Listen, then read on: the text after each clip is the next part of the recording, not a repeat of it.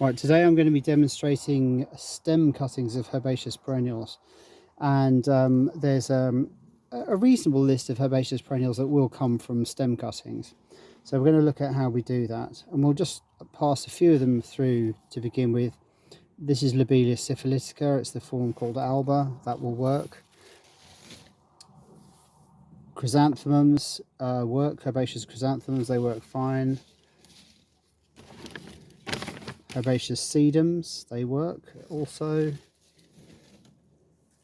Things like veronicastrum, they work absolutely fine. We've got obviously easy peasy candidates like this is Persicaria runcinata purple fantasy, very easy to do. We've got things like the herbaceous asters, and a lot of those will do.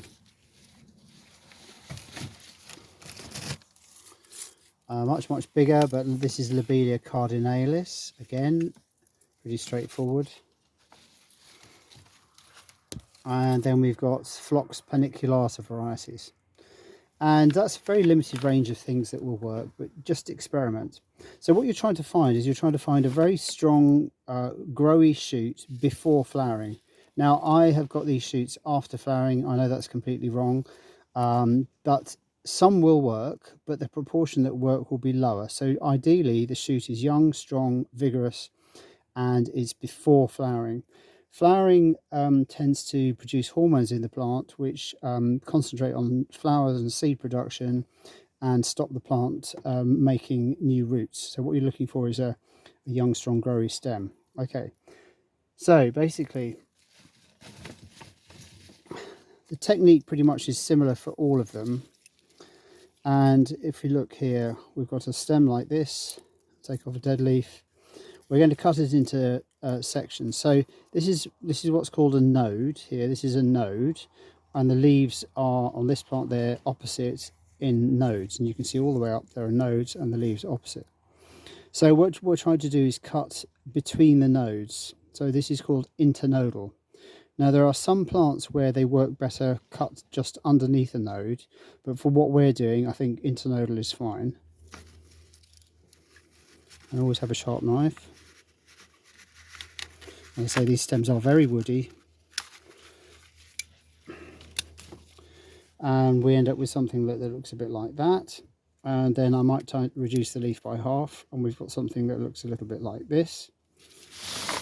And when I insert this cutting, first of all I'm going to use rooting powder because I always do. It's just one of those things. Even if you could prove that it doesn't work, it still feels more comforting to me, so I always do it. And we're going to insert these cuttings so that the compost level is just below the node. And the reason we do that is because some of these plants make a new shoot in the node, and the first thing that new shoot does is then send roots down. And if the compost is here and the new node or new shoot coming from a node is too high up, it then can't get its roots down to the compost. So it starts making a little bud up here, but it can't get its roots down. So I always would have the compost up there. So I'd have the cutting really only where the leaf node is only just above the compost. Right, so that was a phlox. So we'll go a bit faster now. Remember, this material is very woody, and I tend to do it like this. There's another node there. I'll take the two leaves off, cut there, take the two leaves off, cut there, two leaves off, and there. Right, we then end up with a whole series of cuttings which are held nicely in my hand. I've collected them all up so they're facing the same way. Makes it much easier to handle. Each one I might then, this one doesn't need it, I'm going to put the knife down, but I'll put it between the next two fingers. Then I'll take this one, I'll reduce the leaf by about half, and I'll put it between those two fingers. I'll reduce the leaf by half again here, and I'll put it between those two fingers, and I'll do the same here, like this, and like this. And the reason I'm removing the leaf in this way is to try and restore the balance. Now plants are all about balance, and when you take a cutting like this, you've damaged the balance, you've changed the balance. It doesn't have a growing tip at the top, and it doesn't have any roots at the bottom. And so long as you can keep this cutting alive to a reasonable degree for long enough, it will then start to rebalance itself. It will rebalance itself in terms of producing roots at the bottom, and it'll rebalance itself in terms of producing shoots at the top. So it's all about keeping the thing alive long enough for it to rebalance. So we have these cuttings like this.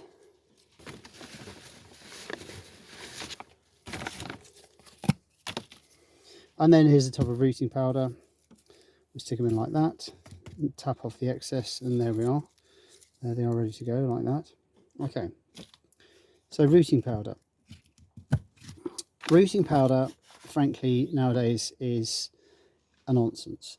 A lot of people spend a lot of time working out what made plants root, and then they made rooting powders which contained the chemicals that made plants root.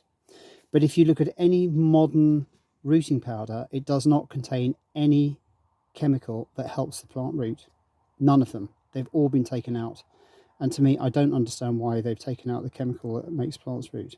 So essentially, you're dipping your cuttings in something that does nothing.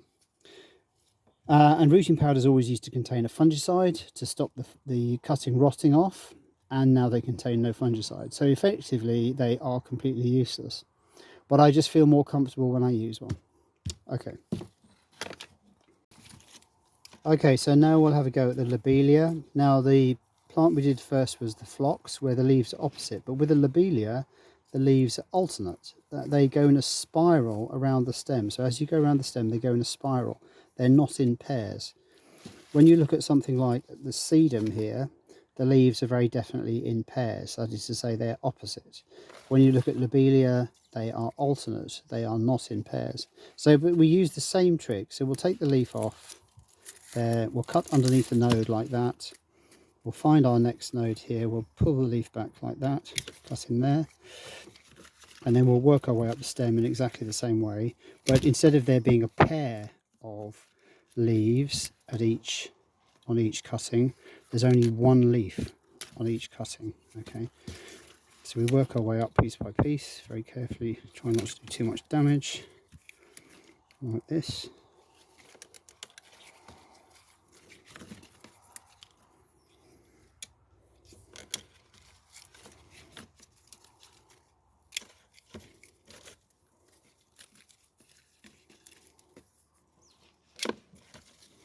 Okay, so we end up with a series of cuttings, and each one has only got one leaf. Instead of having two leaves on each cutting, there's only one. But we still need to get the balance right for this cutting. We need to get the balance in such a way that the water balance is correct. So again, we reduce the leaf by about half, put it between the other fingers there, and then we'll do this.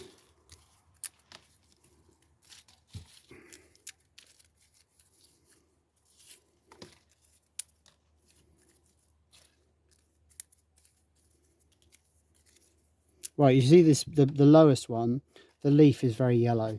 So what is almost certainly going to happen with this yellow leaf when I put it in is that it's going to die away. And that will just leave us the stem. So the stem itself still has to be the right way up. So you need to make sure it's the right way up.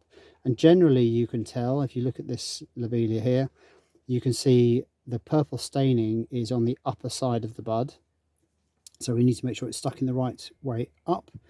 And there should be enough energy stored in this stem for it to make new shoots. We'll do the same thing. We'll have the node just above the compost. And all of these cuttings really, well, I'm doing this now in September, which is a little bit too late. But ideally these cuttings would sit in a sand bed or a sand frame over winter. And then in the spring, the bud that's formed, because if bud will form in here, every bud that's formed here will then start to grow in the spring. And at the point that they start to grow, that's the point I will take them out and pot them up.